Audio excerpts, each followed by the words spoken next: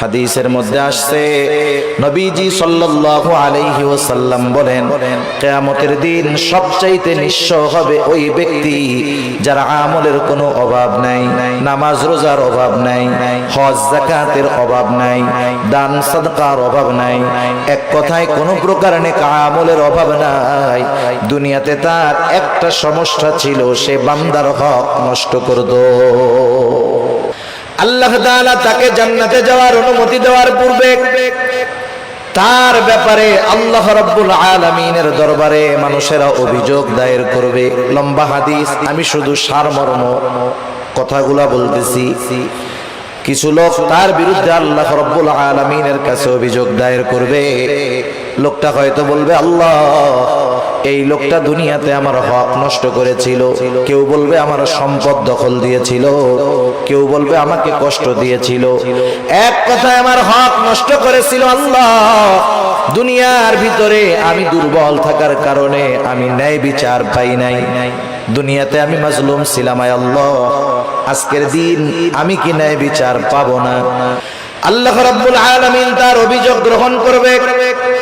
এবার ওই পাহাড় পরিমাণ নেকের মালিককে বলা হবে, তোমার ব্যাপারে যে অভিযোগ দায়ের করা হলো সত্য নাকি? সে মিথ্যা কথা বলার কোনো উপায় নাই, স্বীকার যেতে সে বাধ্য।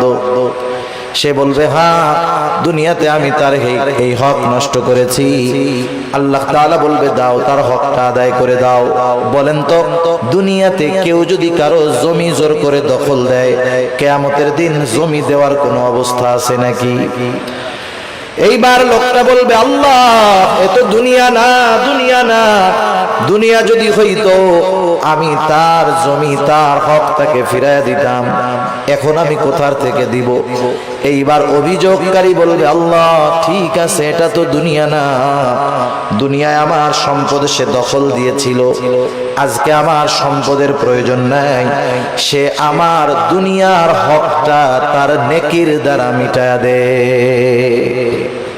এবার ওই পাহাড় পরিমাণ নেকের মালিক একটা মাত্র অপরাধ করতো, বান্দার হক নষ্ট করছে, সে কি করবে?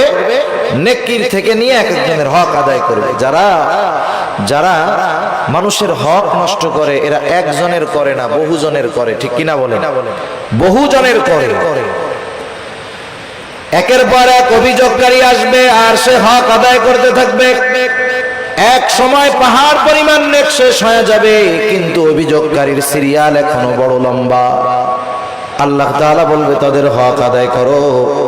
লোকটা বলবে, আল্লাহ, মানুষের হক আদায় করতে করতে আমার সব নেকি শেষ হয়ে গেছে। এইবার অভিযোগকারীরা বলবে, আল্লাহ, তার নেকি নাই, তাতে কি, আমাদের গুনাহগুলা নিয়ে আমাদের হক আদায় করে দিই।